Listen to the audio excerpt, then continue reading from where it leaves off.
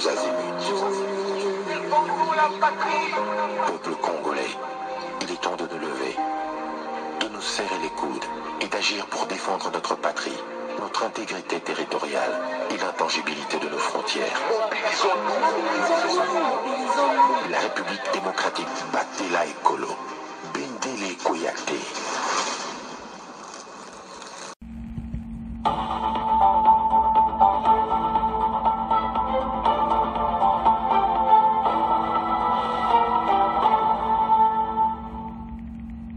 Bonsoir, bonsoir, bonjour. C'est Congo News 24. Bande Konanga, comme toujours avant de commencer notre émission, nous disons merci à Dieu. Nous disons merci à nos chers abonnés et téléspectateurs qui nous suivent partout dans le monde et en RDC.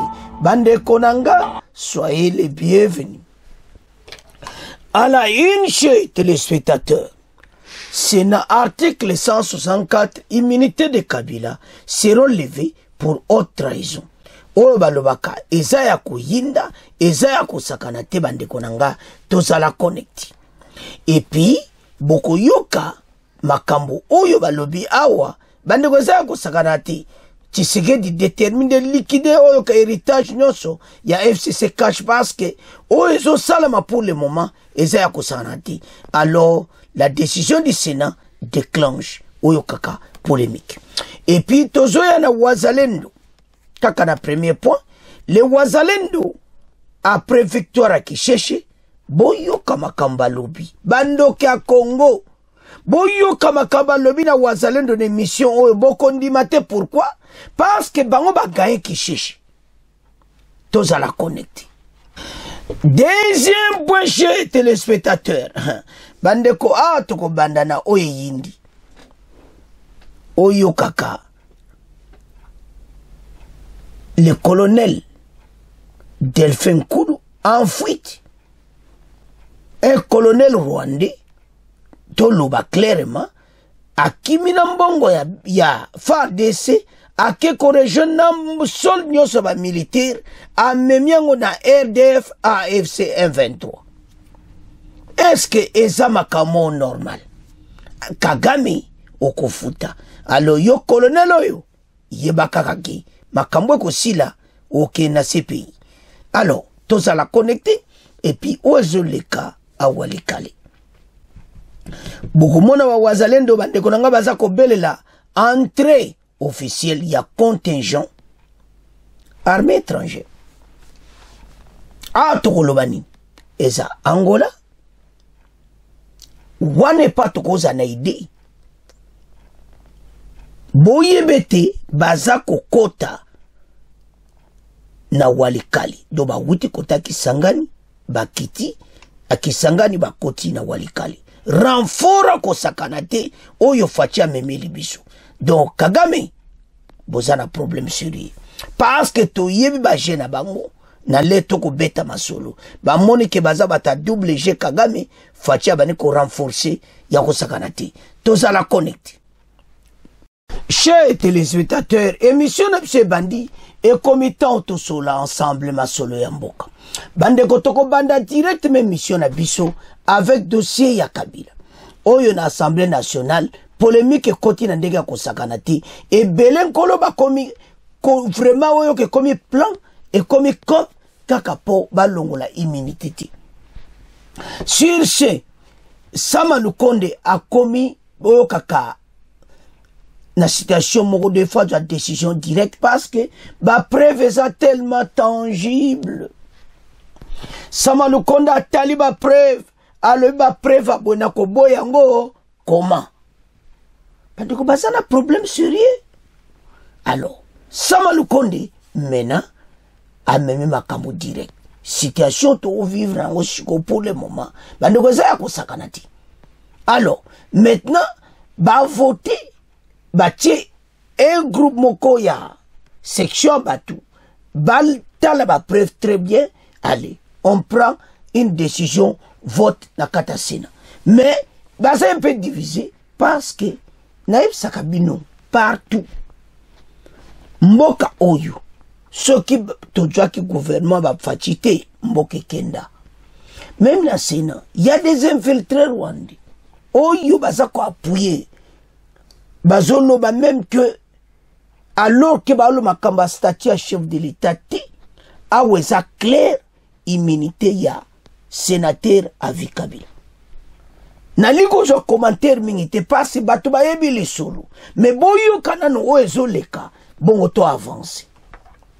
Ezama kamandeko oza somo. C'est dans l'article 164, immunité de Kabila seront levées pour haute trahison. Lever les immunités de Kabila, le Sénat contourne la procédure légale. L'opinion s'enflamme, c'est à l'hebdomadaire Econews. La décision du Sénat déclenche une polémique. Dans une décision qui fait polémique, le Sénat a entamé jeudi la procédure de levée de l'immunité de Joseph Kabila. Alors, en cette initiative unilatérale, la Chambre haute du Parlement, parce que selon Bangwa Balobike, en contournant la Constitution, exige formellement la convocation des deux chambres. Alors que cette initiative unilatérale de la Chambre, Parlement perçue comme une manette politique. Donc, ma kambu moko, oezo bima nazo comprendre. Alors, maintenant l'opinion publique donc oyo kaka polémique à Kosaganate et relance les débats sur la traque de ceux qui s'opposent au régime en place à Kinshasa. Dans les milieux politiques, parce que l'opposition malobio voilà, on nina Kabila, alors que Rinkubo Bozomona, aloba nyonso. Et puis baeli susu, Tshisekedi déterminé à liquider l'héritage FCC Cash. Le quotidien, le potentiel, revient sur les rapports tendus entre Tshisekedi et son prédécesseur. Il tire la titre lever les immunités de Kabila. Tshisekedi déterminé à liquider l'héritage FCC Cash. Et pour ce journal quinois, cette hargne et cette détermination du régime Tshisekedi, il faut penser à une scène de ménages dont les partenaires ont décidé de régler leurs comptes et liquider un héritage commun. Les deux époux se constituent durant leur idylle. Cette précision mise sur Joseph Kabila, cette pression mise sur Joseph Kabila et son clan politique poursuit le potentiel, excite un parfum de vengeance selon Bango. Makambo to yo batuazo contredire.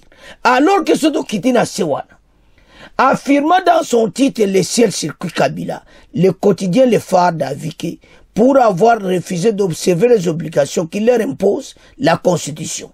Parce que la Constitution l'obéit. Choisit de trahir la patrie en soutenant ceux qui l'agressent.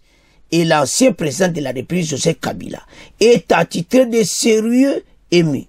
Parce que Nkuba a détaillé tout. En affirmant dans son titre, Makambo est très sérieux, Tangana Sewana, alors Kabila appartient même na assassinat ya Tshisekedi. Tolanda. En mai 2024, un bombardement meurtrier sur un site de déplacés à Goma, attribué à un 23, a été connu à l'avance par Kabila. Kabila a ébaki déjà ndeni bakuboma batu. Selon des sources militaires, Boyo Katsikoya Sukawana, les réquisitoires du procureur militaire mentionnent que l'ancien président a été informé d'un plan d'assassinat contre Félix Tshisekedi, mais aurait suggéré un coup d'État à la place. A lobi bobo maeti, mais bon ça la coup d'État. En tout cas, Kabila bandeko, makambo tout eza dévoilé. Mboka na biso balingi bata bienti. Tozo ya na wazalendo babotoli kisheshe me, boyoka o ebimi. Tozo ya na wazalendo. Alors, ce n'est pas possible le pays toko tambola ndigeni. Tolanda extrait oyo, bongo to avance. La une de la presse, cette semaine à Kinshasa.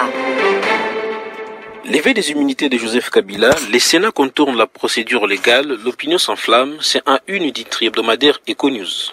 Dans une décision qui fait polémique, le Sénat a entamé jeudi la procédure de levée de l'immunité de l'ancien chef de l'État Joseph Kabila pour les tri-hebdomadaires en contournant la Constitution qui exige normalement la convocation de 2 chambres du Parlement réunies en Congrès. Cette initiative unilatérale de la Chambre haute du Parlement, perçue comme une manœuvre politique, a provoqué une vive indignation dans l'opinion publique et relance les débats sur la traque de ceux qui s'opposent au régime en place à Kinshasa.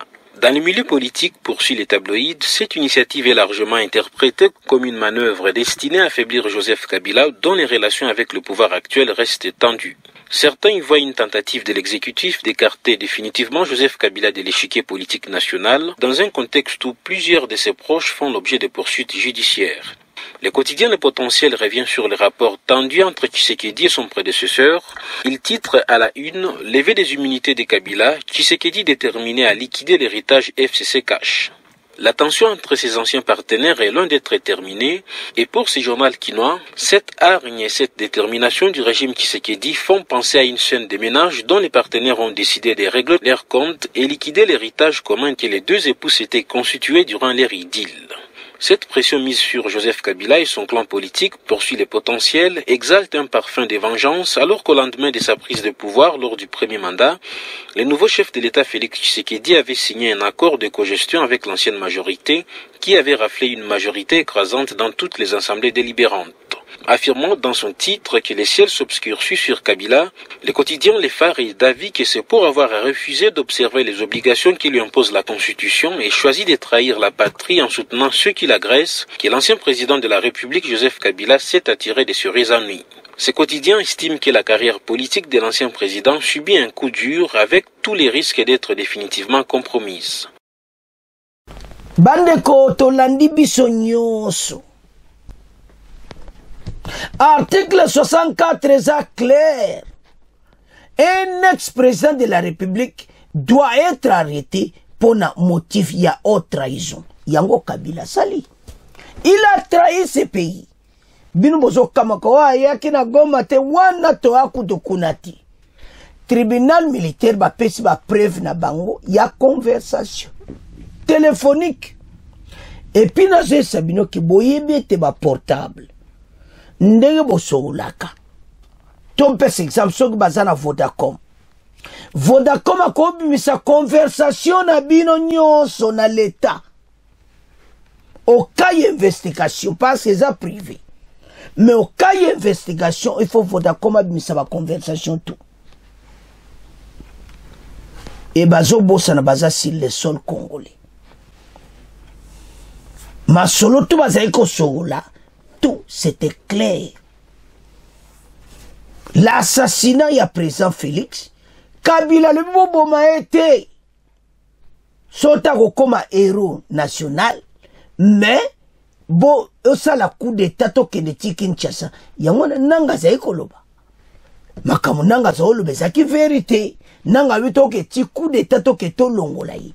Ma solo nyonso za eko passé, tout a été bayoki nyonso bakonzi. Bazana ba preuve. Yango mona Sénat. Ba du moi commission moko bakine koyoka. Na boba ocha mutu makasi. Sama le Conde est très sage. A dû une commission. Ba le bokende. Bobongse. Bobongse. La bisongo boye la bisongo. Boyoka. Ma ba preuve nyonso. Mais ba moso kuna na sir. Parce que bako yoka ba preuve. Après, si boyoka ba téléphone tu boyoka siko yeri nkuba. Vidéo eri nkuba zoloba. Boko wanga na nini? Boko kima yango ndenge nini? Eri nkuba azana situation oyo ya lobaki tout cela donc azalaki présent ayoki nyonso a reporter. Et puis ba yoki ba conversation téléphonique ba reporter. Tout ba prévoir ndengwana. Mais il faut zala motema mabe. Bozala contre yango et mena polémique totale ndeto la na extrait wana. La nde extrait wana ko yoka ko saganate bazo lobo voilà le président Félix azo liquider FCC Cash azo longola ba batu nyonso o baza contre pouvoir non. Kabila salaki yango. bakoseli Kabila makambo te. Il a fait ça. Yango tozala mayele. Na ba situation tozo vivre nango fungola misu na yo. Ozo mona te Monsieur Kufa ba yoki nyonso. Sama Lukonde alobi ba ke sala commission ba yoka yango nyonso. Bon ba ya na plénière bato ba yoki yango ba loba. Et sili to yoka kaka c'est le lundi le 19 proclamation Kabila. Ba yimite sa levé. Wana to tika ngona bino to jwa tamingi te parce que to yebi lisulu. Mais awa bolandi extrait wana la revue de la presse est claire. To kendi na Wazalendo. Bandeko c'est très grave. Les Wazalendo ba botoli kisheshi. Mais boyo kabandoki akona be buteli oyo baza corrompu. Bate buteli ba ekolo ba Wazalendo wana baza ba menace moko na mikolo ezoya ya mboka. Donc batiango na désordre mais o azali leader ya ba réserviste aiko clarifiango clairement pe boko yoka. Pona nini mutema mabe aboy.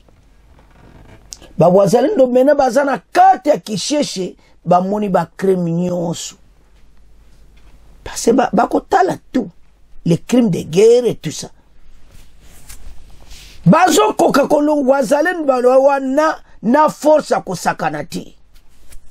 Makamuto lo beza très sérieux. Et puis neto lo ba ao. Walika les a menacés. Bazo kosa tout ça. Renfort wuti koya. E wuti Angola. Tozo ya na poansuka Bogolanda. Ba Wazalendo bazolo ba tala renfort pene yi Bogoyoka. Les Angolais sont présents déjà à Walikale. À partir qui Kisangani coup direct. Renfort à Kosakanati. Alors, et l'autre ntolo wezani. Congolais lève-toi. Tozana ba situation auto parcourir nango. Batu balingi makambo Wazalendo azo salati. Kagame asuki. Omoni nde ba osola ba doa tout ça Kagame kotoyo na ba rebelle balinga ki ba progresser. Baza na place te ba sambwe. Et puis ce qui est encore grave. Baza na kati ya Ruchuru. Wazalendo basa na camp d'entraînement. Ba eko attaquer camp d'entraînement na bango, mais ba yoki biloko moto. Les Wazalendo baza diriger ina armée na biso boko yoka ndenge bakoloba bako expliquer que les Wazalendo ba biche ba poste na mo futur na kati ya ba réserviste ya armée. Donc baza farde c'est déjà. Tozala mo panzi wana côté Kagame na ba pantene photo wana. Donc bo comprendre que makambo eza minene. Alors Kinshasa, polémique autour du dernier rapport de l'Institut de recherche Boutili sur le phénomène Wazalendo. Didier Bitaki, ancien membre des groupes armés au Nord Kivu et expert en désarmement et droit international humanitaire, les qualifie de tendancieux. Ce sont des tendancieux. Bandoka Congo basé belé. Les Wazalendo en mission. Les Wazalendo ba compagnie armée réserviste peut bazo toucher salaire na bango. Bazo futa bango bien payé les Wazalendo. Nde ba futa FARDC. Alors, tolanda siko bande konangai. Oyo polémique oyo batie tout autour ya ba Wazalendo. Pona nini ba botori ki cherche Kagame regrette na ba pante Kagame en colère. Alors boyoka bandoka Congo o balobi na Wazalendo. Tolanda Fille de tendancieux et affirme qu'il est provocateur et manipulé de l'extérieur par des réseaux de prédateurs.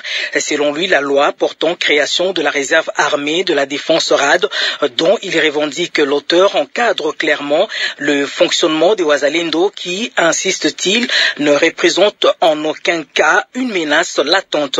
Il s'exprime au micro de Grâce Amzati. Je voudrais poser la question à cet institut. S'il est possible que quelqu'un soit cloué au lit alors qu'il a le moyen de se défendre lorsque sa maison est attaquée. Ce sont des citoyens congolais. Qu'ils soient des anciens membres des groupes armés ou quoi que ce soit, le mot Wazalendo a été prononcé par un général kenyan qui dirigeait la force de l'EAC. Mais ça ne veut pas dire que ces gens-là ne s'appelaient pas Maïmaï par le passé. Et pour cela, ce sont ces Maïmaï-là, répondant à l'appel du chef de l'État, qui ont été regroupés et ont fait leur adhésion personnelle, sans qu'ils y soient contraints, à la réserve armée de la défense. Personne ne peut obliger la République de définir les critères de personnes qui doivent défendre le pays lorsque l'État se retrouve, la nation se retrouve en danger et agressée par une puissance extérieure. La loi définit à la fin de la guerre ce que deviennent ces citoyens. Le gouvernement congolais a prévu des processus par lesquels doivent passer ces gens qui ont pris les armes. Il y a un processus mis en place de désarmement spécifique de personnel de la réserve armée de la défense. La loi prévoit que ces gens-là retournent dans leur vie quotidienne, dans leurs activités quotidiennes. Est-ce que ce groupe respecte au moins la législation congolaise? Dans son rapport publié vendredi, l'Institut de recherche Ebouteli affirme que l'attrait des groupes Wazalendo réside notamment dans la promesse d'un accès à des financements, à des postes au sein de l'armée nationale et à une réforme d'impunité pour les exactions passées. Le rapport alerte également sur le risque politique à long terme, estimant que le soutien aux groupes armés locaux pourrait devenir un lourd fardeau pour l'avenir du pays. Bandeko boyokinde balobi na Wazalendo baza contre musala Wazalendo azosala soko zotala ngona pasi na mawa. Je regrette beaucoup soki na otala comment ces jeunes Wazalendo oyo musala bazosala oyela biso makamine minene boy danger ni Wazalendo bakoya nango ba Congolais bomoni tautoye sabino ki batala ba voisin bato yo baza partout ti ebuteli wana bouli ne eli bango alors que bango balobaka sur le Congo. Les gens peuvent croire à ebuteli munyo soye bien bato yo il faut bakanga bango parce que ba comment ba idea ma bende ngwana sir ke ba Wazalendo bazana menace na futur ezate boyinde ba tie bango na nzela tozana temps wana te ya ba aventure toana temps to ke liboso pona mboka ba ennemi balingi mboka oyo ti. Congolais, lève-toi. Macho yo to sido gaye yango petoko gaye yango to kena yango. Voilà. To landi biso nyonso. Comment polémique sur les couture Wazalendo. Wazalendo bazo barre la route à Kagame.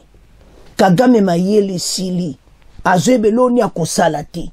Alors ces jeunes maintenant ba comme bien organisés à Rutshuru, ba botoli Kisheshi, ba botoli Bambu. Mais Kagame asimbi mutu.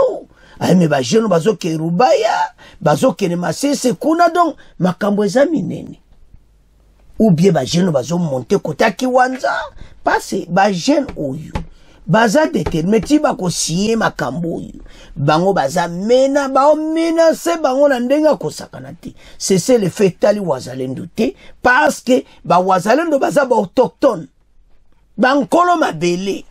Boye ko attaquer mabele na bango pe boko vivre yango. Alors Kagame une situation difficile, yamba ya de sorta bateau baza makasi na manipulation. Bolandi. Mais comment ba yana bula ndengo wana kabate buteli ka bula ndengo wana. Pona ko bebsa ka Wazalendo. Totika muna bino tokumoke na pona bisa mibali. Bandeko eza somo. Soki nazotala comment notre armée ezotambola. Bandeko un colonel rwandais akimina soldat ba militaire. Akimina soldat ngope akena ngwa. Ezate akimina mbongo ake akimina mbongo ake kopesa RDV 123 AFC akene donc a déserté. Mais a déserté na mbongo a paye ya basoda.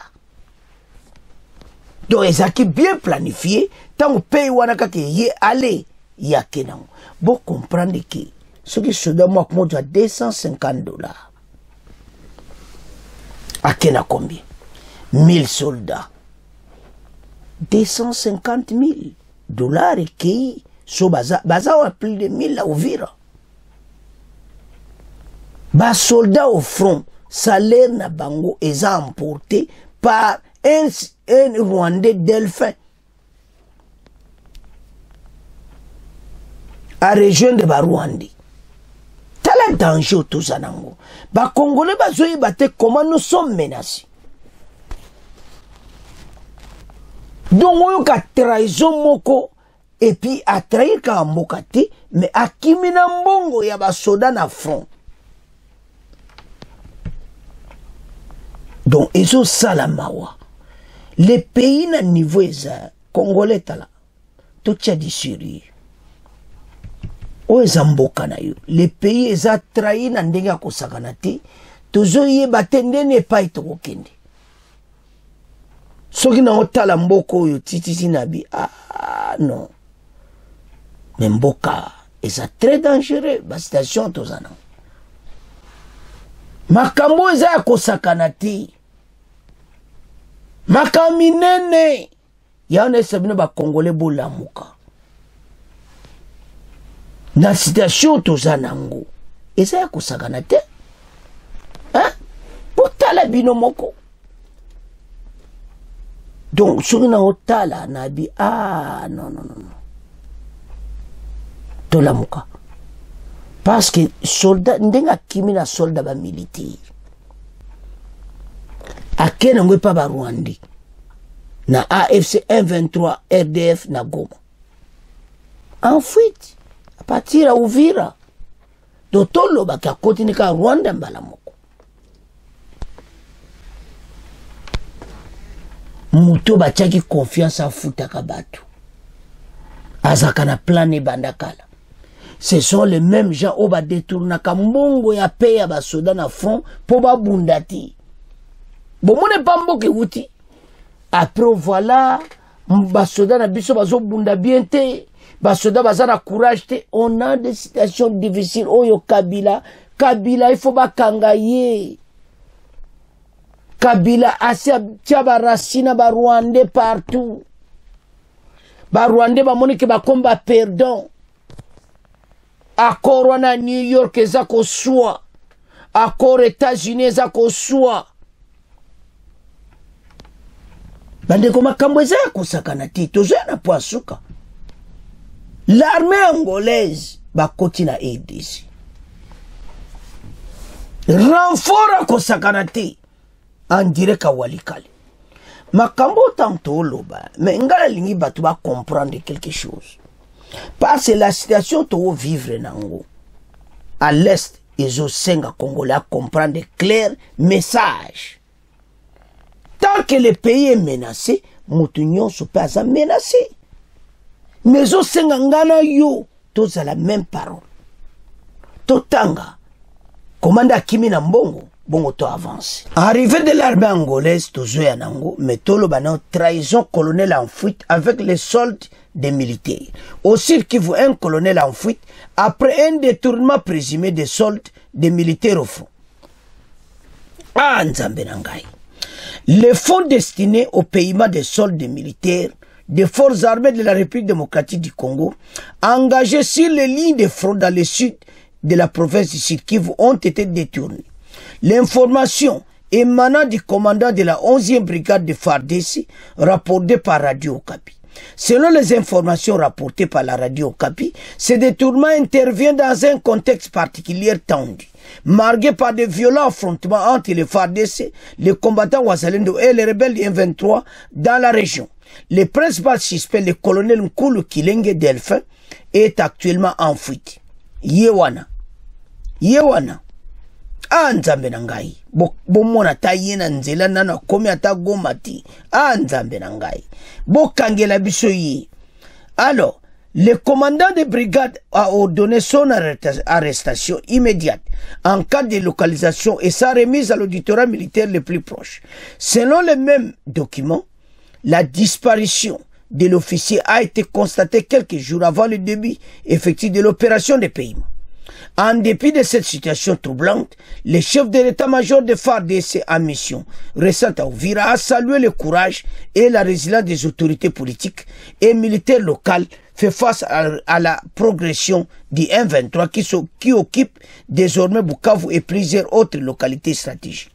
Donc, Ezama Kambo déjà est comme Yébane en public. Urgent, trahison militaire. Le colonel accusé de détournement Yewana. Il rejoint volontairement l'ennemi actuellement à Goma.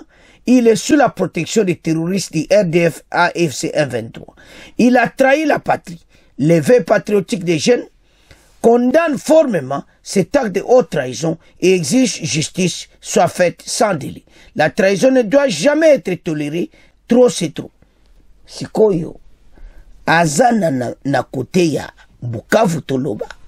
Azana maboko ya AFC M23 RDF Bobasiba Kimissie Tigoma déjà. Mais toko kangayi. Ba Congolais tozala l'aise. Makambo tous ces Rwandais omonaka utu bo omoneka za Rwandais mais bajwa ba kombo na biso yose komone za nkulu Delphin nkulu bino penza mawa bakombo ya Muriji ya Kaira botiki bakombo ya Murerera botiki tous ces kombo bokonka ba Congolais menzoka nde bozana mino ba Rwandais Kagame ozo sala biso na ba pantin o komiti na mbongo ya militaire ba yibi ba yoko pesa yo Kagame vina yo ozana problème sérieux. Alors tola na extrait oyo bongo après toya na renfort armée angolaise à Walikale. Dans le sud Kivu, plus précisément à Uvira, des fonds destinés à la rémunération des militaires des FARDC ont été détournés.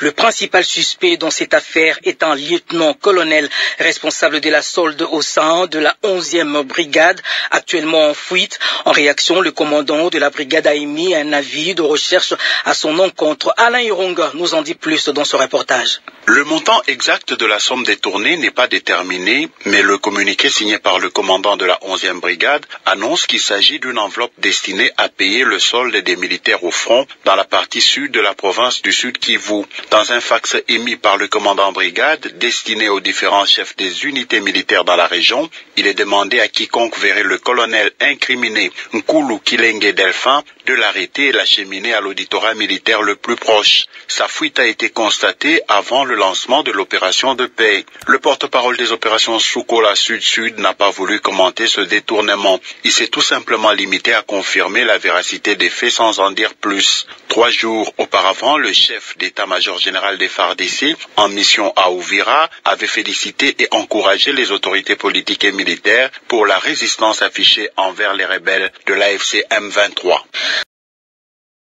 Bandeko tolandi biso nyonso. Tauna sotala nabi Nzambe.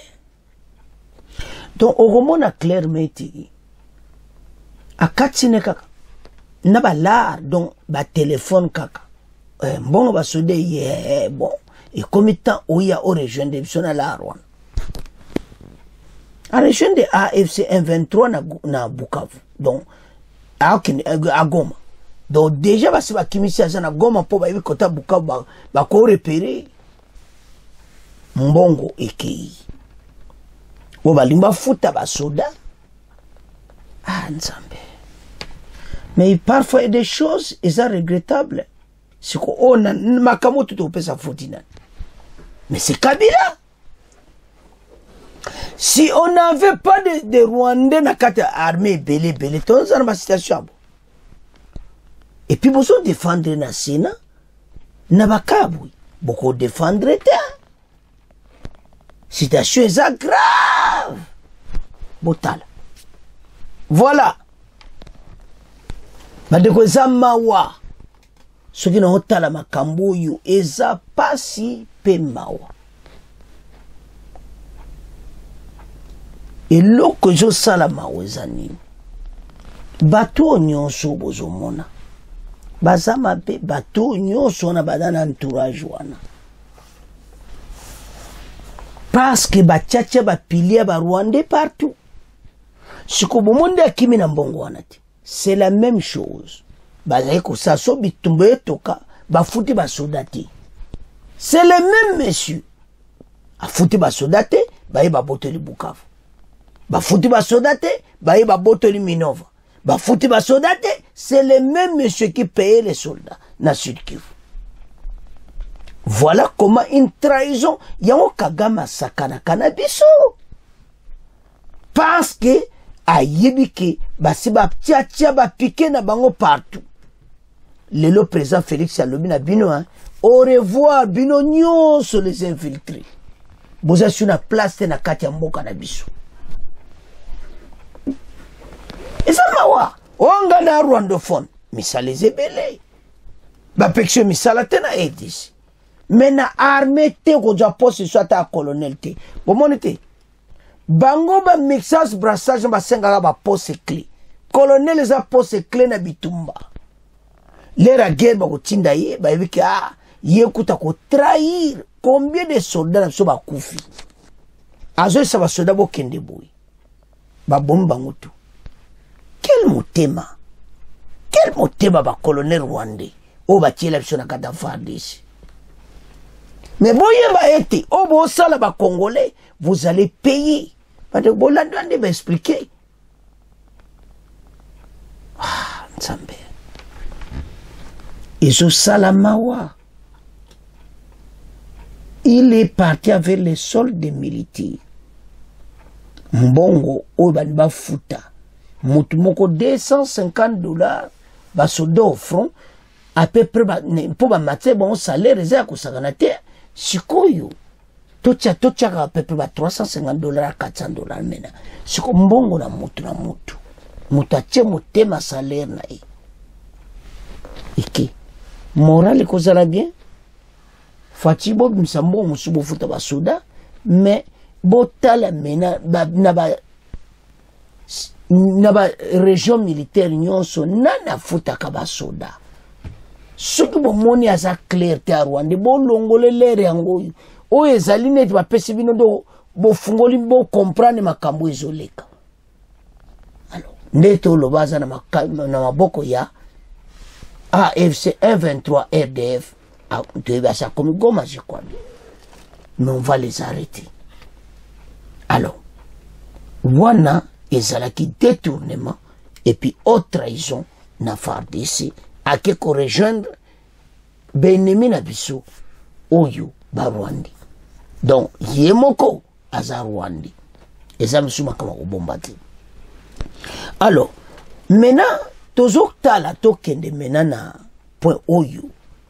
Bande ko eza somo arrivé de l'armée angolaise sur le sol congolais. Donc je crois que quitter na Kisangani route direct Walikale. Pourquoi ces renforts? Renfort oyo eye na oyo bateau bazako meka. Bateau basi bakitaki Walikale, ils ne sont plus là. Mais bazako bundisa les wazalendo partout aux alentours là-bas. Lubero, frontière na Walikale, Masisi, Aruchuru. Wazalendo bazo sala grand boulot ko bunda na bateau. Mais situation tozoya nango na mikolo ezoya ezani. L'armée rwandaise bazaka sur le sol congolais. Bazo persister bazo ken toujours. Toko expliquer bino makambo ebele zoleka na mboka eza makambo osakana te. Ndebo somona armée rwandaise bango ba se déguisa na bango comme 1-23. Makambo ba cesser le fait wana entre RDC na Rwanda ozo sala mazo tala bango te. Alors que les mêmes bango AFC 23 ba sala qui cesser le fait, mais ils sont en train d'occuper des territoires. Ba occuper des territoires ba pemi mikolo ba pemi. mena toyebi eloko bazoluka. Alors arrivé d'armée wana eza pona ko prévenir que si ça éclate, parce que tous assurti peut-être avant même arriver à l'armée américaine ba yana l'est bateau basi basali beyoma déjà. Alors makambo memo basigné kuna baso tosata fachi na sagesse na vite Lorenzo pesanga cortège mabaya basa déjà. Donc tozala na force makasi pona Kagame bangolais ba tala armée angolaise ba common expérience ba bunda tellement trop. Alors maintenant basara walika et puis ba américain ba yebi ba makambo na tout. Pourquoi? Parce que makambo ba signé ya ba accord de paix et Kagame ba katemba la moko makambo FDLR to yo kangoli susute boyo ka pangoli susute. Pourquoi? Hier biso to sengi résolution ya 2773 yena ba pantene ba quitter le sol congolais. Bah, Rwandais, tous ces gens, armée rwandaise, va quitter le sol congolais. Ceux qui AFC, on va congolais, va tika la totale, n'est toké na ba. Et maintenant, Kagame, a le bon makama FDLR, bah, américain, va bien, faire de ces signaux, que yo coopéré sur la FDLR, faire de ces signaux, et bah, na makamo kana ba korwan. C'est-à-dire, biso de signaux, to coopéré. Toko coopérer na ba FDLR wana ti pour ba FDLR Kagame zobanga ba kolongola na pouvoir. Effectivement aza muta ko vanda wana temos libela ata lelo te ba kolongola ye yango azomona menace te yango wana mais ye moko pa a fabriquer ba FDLR na ye mais biso basi to si inquiété biso coopérer na ba FDLR ti. Alors mena Kagame aza kobanga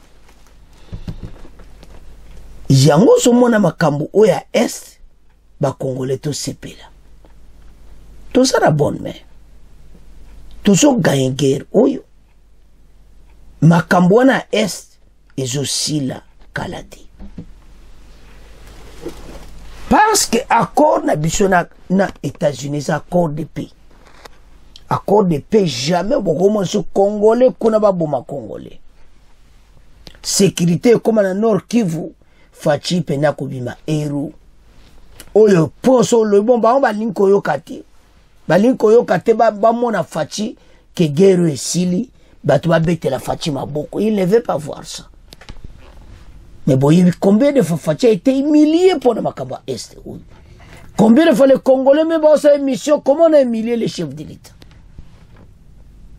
Pense à yo kela ki ba américain mbanda makambo to e banda ki ba américain baktena ki na parole na bango teto ko sala yango e salami et maintenant le cas de Kagame baza mal à l'aise bazo luka ndenge nini ba okota na makambo oyo mayele siliban. Alors tout ça va congolais très clair que tous à la maïle dossier à est oyo za très sensible et za guerre moko asymétrique. Total. Renfort arrivé de l'armée angolaise à Walikale. Renfort de bozomona wana armée angolaise na kati yoka bakar wana plein à craquer. Et puis boyoka na extro tokotia ba wazano bazolo ba tala armée baninga tala renfort armée Angola ba eko sunga biso tala cortège na bango tout ça donc. Et so ozomona clairement même ba wazali no makamba zoloba bazana poste frontalier yango ti anto loba ki bande ko ba jeune oyo wazali ndo baza partout. Alors maintenant soki na otala renfort o ndenge ye Angola Kagame se pante c'est fini. Bande ko basakani na mboka na biso trop c'est trop. et comme temps oyo Congolais atelema pona mboka. Ozomona? Alors, tant to tala makambo yo, clairement, tala armée na soba osaba entraînement. Toza ko former, nde toza na émission ko yabo ko mona, ba former unité mususu. Na likasi, boko mona bango. Alors, tant ba unité za ko bimebele tala armée na sona venir, et kozala ko sakanati. Angolo bozomona ba souffrir ko le kabiso. Na guerre Angola ba souffrir entre ba bitumba. Ya ba savimbi na lerwan. Mais le lotal angolais va comme grande puissance na armée. Alors, sans plus tarder, tola na cortège, je peux pas la masola wazalendo très bien. Nde bazolo ba keza armée angolaise. Tola.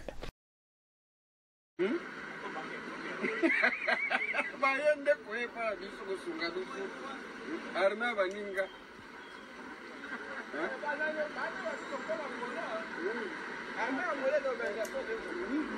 Alors, so talo armée baninga donc.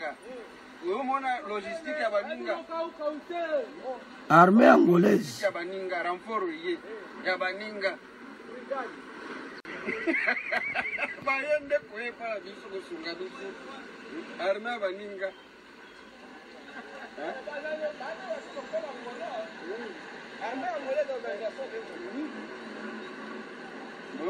Armée baninga. Uomona logistique ya baninga. Logistique ya baninga renfort ye. Le wazalendo yokande bazoloba. Bande kotolandi biso nyonso.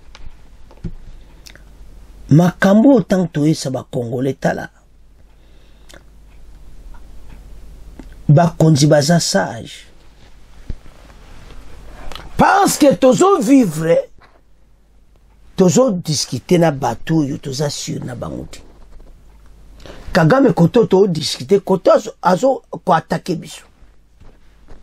Alors, toko supporter l'humiliation teke le comment. Et comme ce bon non. Boye ba eti. Kagame savait que armée na biso eza na puissance à makasité. Parce que ba yebi ndeni basalaki yango bango na Kabila. Yango bandeko bo kote la Kabila botika. Makamoto vivre za ye. Armée na biso na ne komi na niveau oyo tozoluka te balobi armée zwaka temps. Toza na formation na nebandeli yango toza na besoin ba aide na yango. Eza la problème polémique te pourquoi armée angolaise a yeli ngana yebi bandeko na ngai. Bonjongo polémique te. Bonjongo est très sérieux et malgré les accords en place, l'ennemi a ça très moyibi. Walikale tozana ba nini mo stratégique kuna kosakanati. Alors, nde bakoya ese bakozakana walikale be bako avancer liboso. Parce que situation toujours vivre pour le moment.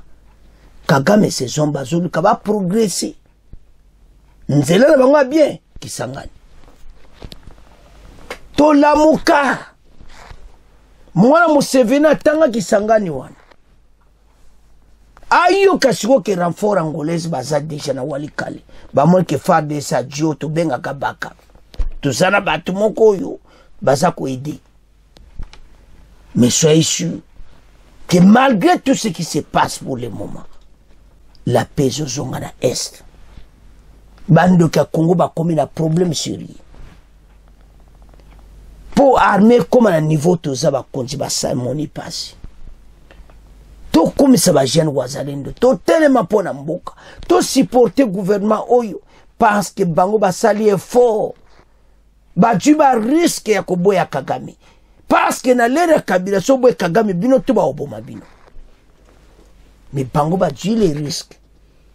Bolandi wana même na nini ya lever des immunités à Kabila. Que on planifiait même l'assassinat du président de la République. Mais Kabila est bon que bon assassiné était bazo yo kango. Ya onto esamile que to keba na bo bazo kota. Makambo. Que bon assassiné était mais so bo assassiné a kumanete héros asa makaminene to ba longole na pouvoir. Na makasi do coup d'état. ce qu'il avait préparé. Basumba arba makasi Kabila mise bela mbongo. Mais mbongo tu vois. Be molima Kabila ya nin basi bakata ya ba mbongo déjà. Po batebela lwa point ba futa kai non. Ba ko futa li soutien. Depuis bakanga ke na makama 123 oyeri kuba futa e soutien. Pasa opesa mbongo kako ba ofute wane bela mbongo ezo kende kuna kusoma ba arme ba futa ke li chuti be molumana et tout eza gili. Voilà la situation toujours vivre na mboka na biso. Congolais, lève-toi. L'arrivée de l'armée angolaise eza te azo kene diet magei eza oto bengaka bazala wana sima na biso okawe yindi bango pe ba yindisi. Donc voilà ndenge présence na bango eza. Mais to tiango polémique ti bolani ba wazalendo wana ke eza armée Angola. Donc situation eza claire parce bazo mona ba logo na eza Angola ya biso to telema to supporter to pesa message pour na mboka to telema pour na mboka benemi na biso basuka. Alors chers téléspectateurs, tout comme il a fait mission à Bissou, bon continuez à s'abonner, bon partager. Au revoir. À la prochaine.